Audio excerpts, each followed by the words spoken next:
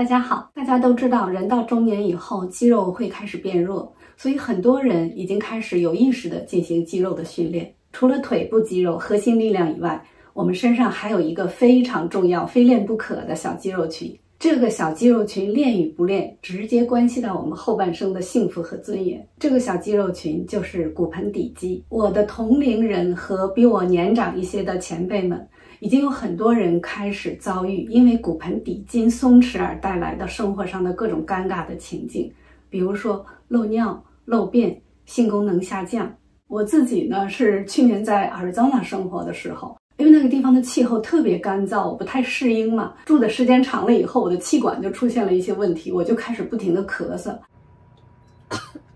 而且這個咳呢是越來越激烈，直到有一天在我咳的時候，突然有那麼一瞬間漏了。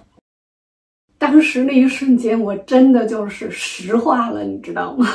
那一瞬間的感覺真的是太震撼到我了，然後我真的就是驚呆了。也就是從那一瞬間開始，每一次咳都讓我驚慌失措，我就不得不跑去藥妝店去買女生用的生理護墊。之後我就離不開這個護墊，我甚至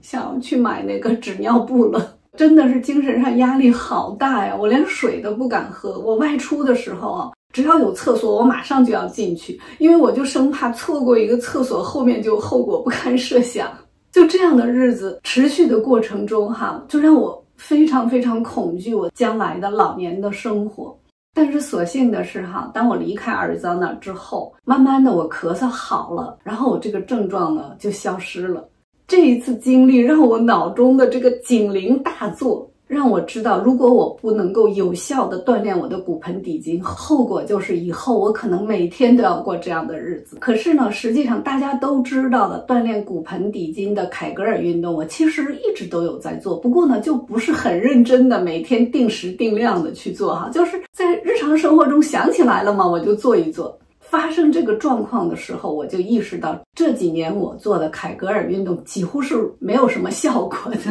實際上很多人做了凱格爾運動之後呢，都收效甚微，並不是這個凱格爾運動它對訓練骨盆底筋沒有意義，而是很多人在做這個運動的時候發生很多錯誤，比如說肌肉使用不當，你可能不自覺的就用你的腹肌、臀肌、腹橫肌這類其他的肌肉，無意中就代償掉了一部分骨盆底筋的運動。如果你沒有嚴格的、正確的、夠時夠量的去做的話，效果真的是可以忽略不計的程度。也是經歷了這一次尷尬之後呢，我才意識到，其實我們的骨盆底筋它早就已經開始日漸鬆弛了。當症狀出現之前，你可能根本就沒有意識到，但是等症狀一旦出現的时候，比如說突然漏尿了，或者有一天你在上廁所的時候突然发现子宮頸脫垂，已經到了陰道口，你自己可以觸摸到。等到這些現象發生的時候，你意識到自己骨盆底筋鬆弛的時候，其實它已經很鬆很弱了。我在發生這個尷尬之後，我就特別後悔我沒有早10年預測到這個狀況。我努力的做了一段時間凱格爾運動之後，我還上網上在 YouTube 上查了各種視頻，但是訓練下來的結果呢，真的感覺沒有什麼明顯的效果。在這個過程中呢，我發現我因為骨盆底筋鬆弛帶來的其他的一些生理狀況也開始逐漸的顯現。這個時候我很慌，直到有一天我找到了這一款 EMS 的骨盆底肌強化訓練儀。你可能都不會相信，1個星期我的症狀就明顯的改善，2個星期之後我就治癒了。所有骨盆底筋鬆弛帶來的症狀全部都已經沒有了，一直到現在我都可以生活的無憂無慮。所以我今天要跟大家分享的是我自己的實際體驗。我覺得這個 EMS 盆底肌強化訓練儀和它事半功倍的訓練方法可以惠及更多人，所以我才決定在今天不避諱這個非常隱私的話題，把我的經驗分享給大家。看到這裡如果有人覺得說這個視頻就是用一個吸引人的題目騙人來買東西的，那你就可以劃走了。我知道自己在做什麼，我也知道自己為什麼要這麼做，所以我完全不介意不相干的人怎麼想、怎麼評價。首先我們來看一下盆底肌鬆弛無力會在生活中帶來什麼樣的影響。對於男性來說，60歲以上的男性有11%的比例漏尿，超過5%的人漏便，而且盆底肌鬆弛還會直接影響男性功能，導致夫妻間的生活品質下降。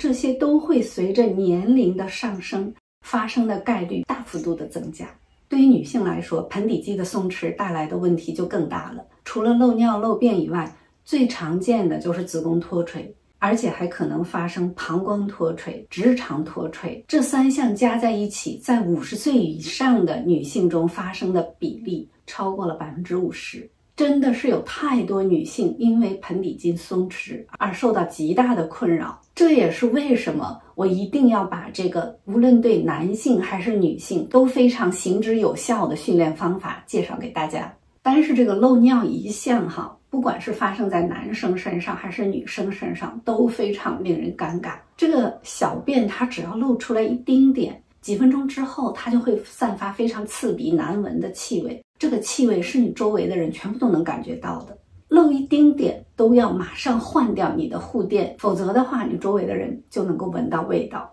我前幾天坐電車的時候，因為我的髖關節不太好嘛，我現在會去主動的做那個博愛座。然後那一天我去做這個博愛座的時候，我旁邊呢就有一位大概70多歲的老先生，他穿得非常體面，頭髮也梳得非常整齊。可是當我在他身邊坐下來的時候，他身上那種強烈的尿的味道讓我一下就受不了了。然後當時我覺得站起来就走好像是有點太不禮貌了想說我可能就先忍一忍吧，結果我发现我真的就是沒有辦法忍下去。後來我就只好站起來，假裝坐錯車，我就下車了。然後下車之後呢，我又走了2個門，從另外一個車廂上的車。這個經歷就讓我非常感慨，一個這麼要面子、這麼講究的老人，卻因為生理上的這個退化，讓別人一走到他身邊就馬上要退避三舍，這個真的是很無可奈何。而且這個漏尿它不只是在日常活動中會發生，很多女性她的盆底肌鬆弛之後，在晚上睡覺的時候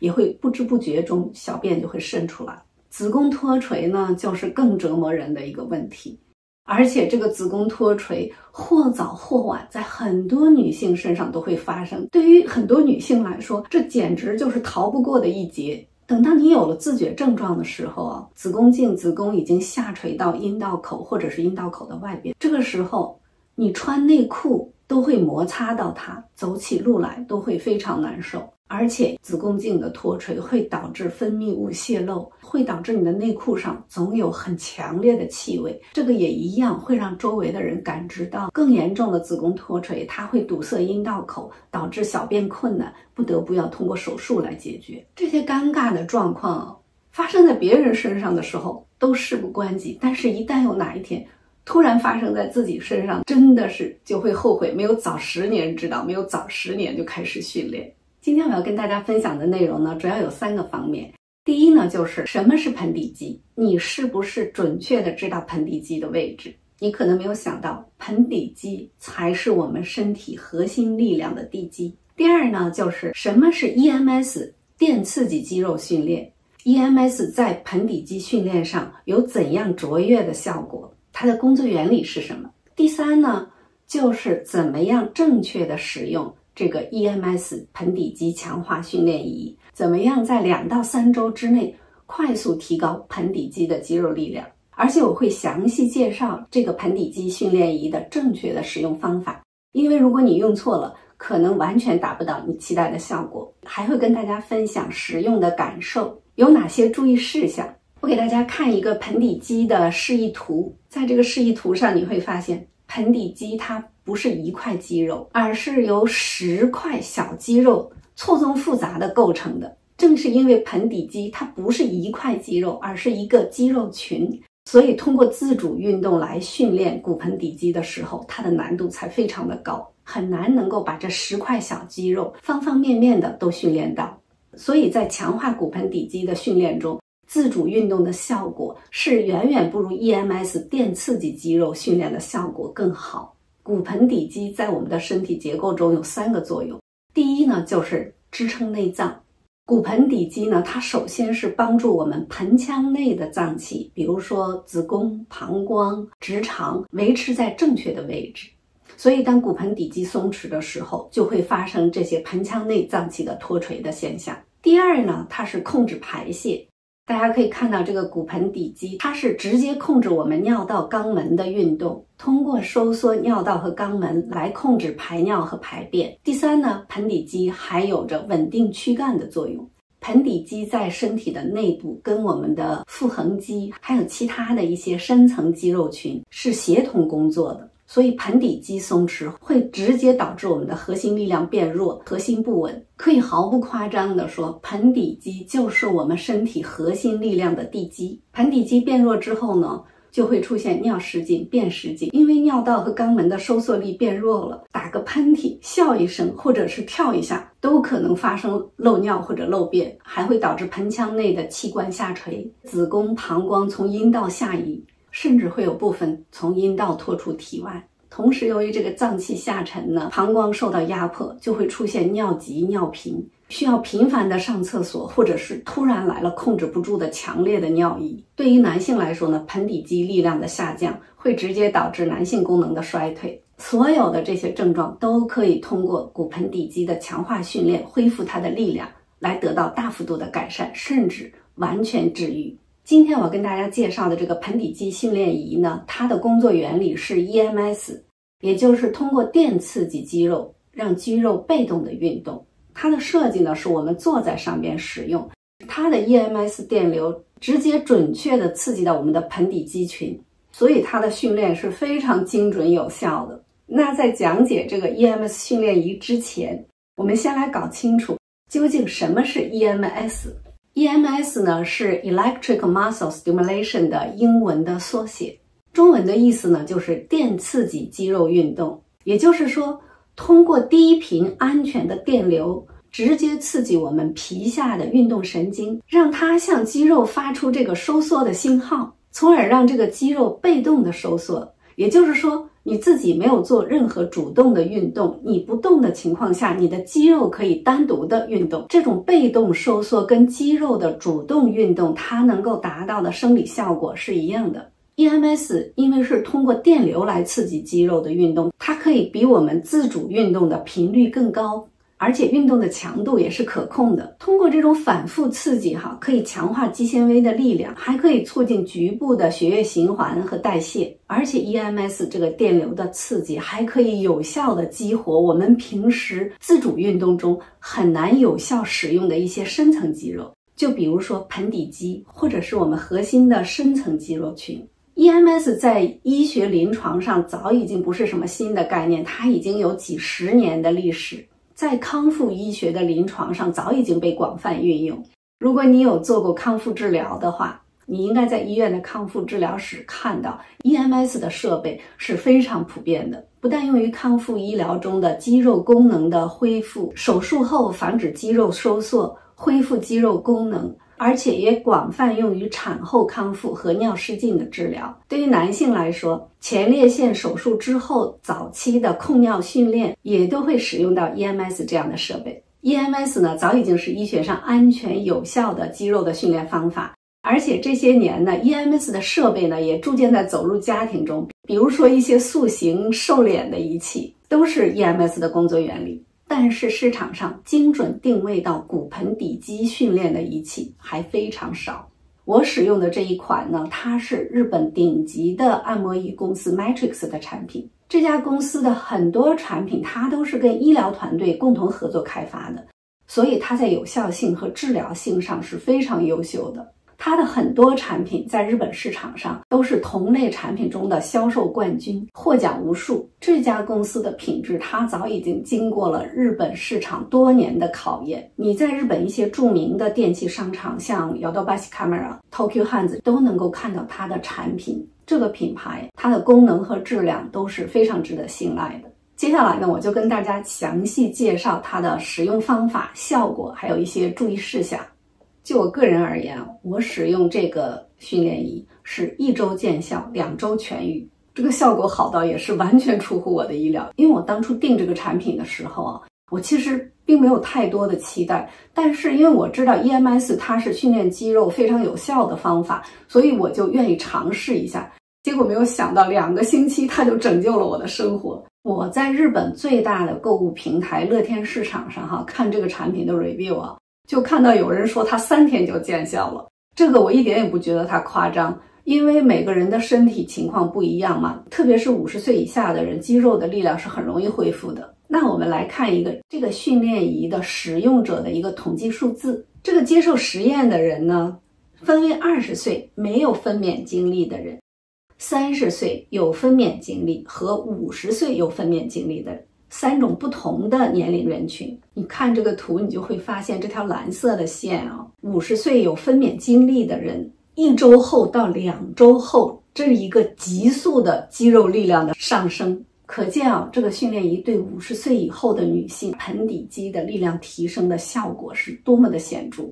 這個產品它是為了在浴室使用設計的。你把它放在浴缸裡，然後坐在上邊，就可以舒舒服服的一邊泡澡一邊開始你的盆底肌訓練，非常適合每天都很忙或者是很難堅持每天拿出一定的时間來做自主運動的人。如果你家裡沒有浴缸呢，你也可以把它直接放在浴室的地上，一樣可以訓練，效果是一樣的好。但是呢 EMS 它是通過電流來刺激肌肉工作的，所以在這個儀器和你身體之間必須要有電流的導體，所以你坐在浴室的地板上使用的時候呢，一定要把這個儀器用水打濕，然後你的身體也一定是濕的。在這種狀態下呢，電流才能夠傳導，這台儀器呢它才能夠工作。如果不是在浴缸裡呢，我會建議你用一條非常薄的毛巾，然後把這個毛巾呢弄濕之後，你就把它鋪在這個儀器上，然後你再坐在上面，它工作的效果是一樣的。不過這個方法並不是官方推薦的方法，這個我是在其他的使用者的 review 中看到他介紹了，說他家沒有浴缸，他就這麼使，效果也很好。然後呢，我就自己也測試了一下，的確是效果非常不錯。這個儀器你在使用的過程中呢，它會帶來明顯的肌肉收縮，根據你的調整，它肌肉收縮的強度不一樣。在使用的過程中呢，你不會有任何不舒服的感覺，不會有電擊的那種刺激感或者是灼熱感，你可以很放鬆、很安全的使用它。它設計的這個形狀呢，與身體的貼合度非常高，所以這個也是保證 EMS 電流可以準確的刺激到我們的盆底肌，有更好的工作效率。這個形狀呢，是男女生都適用的。它的這個材料呢是非常柔軟，你坐在上邊，它運動起來的時候呢，你不會有任何不舒服的感覺。它的設計結構呢是排水性非常好，而且用了抗菌的加工，所以當你在浴缸裡使用，用完了之後你把它拿出來，它的水會立刻就全部都流出來，然後你把它立在哪裡或者是掛在牆上，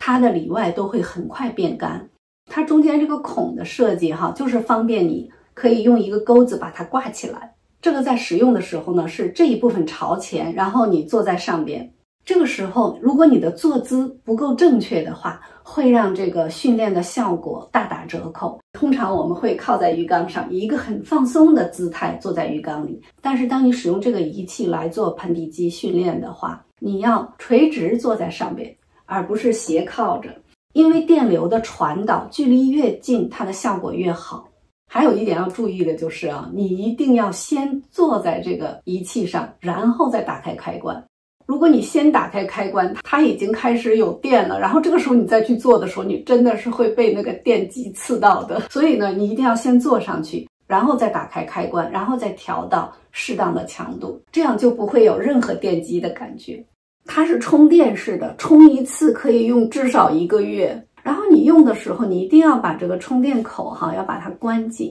這個是它的開關，打開之後呢，這裡是調整強度的地方。打開之後，它就開始震動。這個時候的震動強度呢是0檔。你通過這個加減，你可以來調整到最高10檔。這個地方非常關鍵。如果你已經超過50歲，盆底肌已經明顯鬆弛的情況下，你的這個強度的檔打到5以下。比如說你用2、3檔，你可能覺得你用了1、2個月都沒什麼效果，那不是這個機器不好，是這個你的強度不夠。任何肌肉的訓練都必須有一個適當的強度，它才能夠真正有效果。那麼對於50歲以上盆底肌已經明顯鬆弛的人，我建議最少要用到第5檔。那當然，這個用到第5檔的這個過程，不是你上來就用到第5檔，你要給自己一個適應的過程，因為你剛開始的時候，那個肌肉的收縮你還不太習慣，而且你很久沒有這麼強烈的盆底肌的肌肉收縮，你一下用的檔很高啊，跟所有的肌肉訓練一樣，你會肌肉痠痛的。所以呢，剛開始我建議第1天呢是用1到2檔，先熟悉到第2檔，然後第2天呢，你再從第2檔升到第3檔，在這個逐漸適應的過程中呢，你逐漸把這個強度調整到4檔、5檔，而且每個人的身體不一樣，你需要的強度也不一樣。比如說年輕人肌肉力量還在一個比較好的狀態，或者是說比較瘦的人，你可能需要的檔數就比較低。但是对於那些年長、肌肉鬆弛很嚴重，或者是說比較胖的人，因為脂肪层厚，電流很難達到深層的肌肉，所以你需要的檔數可能就會更高一些。這個根據自己實際的使用感受來調整。如果你覺得你用這個檔數用了一段時間，你覺得沒有效果的話，那我就建議你要把檔數再提高一下，繼續去嘗試。剛開始使用的時候呢，我建議是每天都要用，連續使用至少1個月。那就我個人的體驗來說呢，我是2周以後，基本上所有的盆底肌鬆弛的症狀全部都消失了。但是呢，我還是一直在堅持用它。1個月之後呢，因為我覺得狀況比較好，我就改成了隔1天用1次。但是呢，肌肉訓練就是這樣，不管是自主運動也好，還是 EMS 這種被動的運動也好，肌肉訓練一旦停止，之前的訓練的效果就會慢慢消失。所以我覺得這個它應該是我們生活中的一個新常識，一個新的生活習慣。我個人呢，以後也會一直使用這個產品。但是呢，根據個人情況，你可能在盆底肌恢復得很好之後呢，也許你會隔1天用，或者隔2天用，或者是1個星期用幾次。但是不管怎麼說，如果你徹底停下來了這個訓練的話，你可能又會被打回原形。這裡我要特別提醒，因為盆底肌鬆弛、子宮脫垂已經開始帶環的人，如果你有帶這種塑料環，那就說明你的盆底肌的鬆弛已經非常嚴重。在使用這台機器的時候，肯定是需要至少5檔的強度。那這個強度它會帶來肌肉的強烈收縮，可能會導致你裡邊帶的那個環位置移動。裡邊那個環它其實是非常硬的，這個位置一旦移動之後，你會覺得非常的不舒服，甚至走路排便都非常困難。所以已經带環的人，我建議你慎用，或者是說，如果你願意嘗試的話，試過之後你覺得那個環不舒服了，你就馬上去找你的婦科醫生。你或者是可以把環取下來，嘗試用這個機器來做一段時間的訓練，或者是你乾脆就不要用這個機器來做。這個機器實際使用的人中，有一些人他們的子宮脫垂已經是脫落到身體外部來了，但是在使用這個之後，都能夠有效的把這個子宮脫垂收回去。這個效果也是因人而異，因為每個人的身體狀況是不一樣的嘛。這個產品的鏈接呢，我會放在視頻下邊的說明欄裡，你點開進去呢就可以看到。而且呢，現在正好趕上品牌的黑五大促 Matrix 的黑五大促的時間呢很短，所以如果你要是想要買的話，不要錯過這個1年中價格最優惠的時間。下單的時候別搞錯了，它有一個美臀儀，形狀跟這個比較相似。這個美臀儀它也是在浴室裡使用的。這個是我髖關節的康復科的醫生他推薦給我使用的。它還可以用在腿上，強化腿的肌肉訓練。它不只是能夠美臀提臀，更重要的是對於一些不能夠負重訓練的年長者來說，這個機器是可以非常有效的來鍛鍊肌肉的。這個美臀儀呢，我現在已經拿到了，試用過一段時間之後呢，如果有效的話，我可以跟大家分享我的使用心得。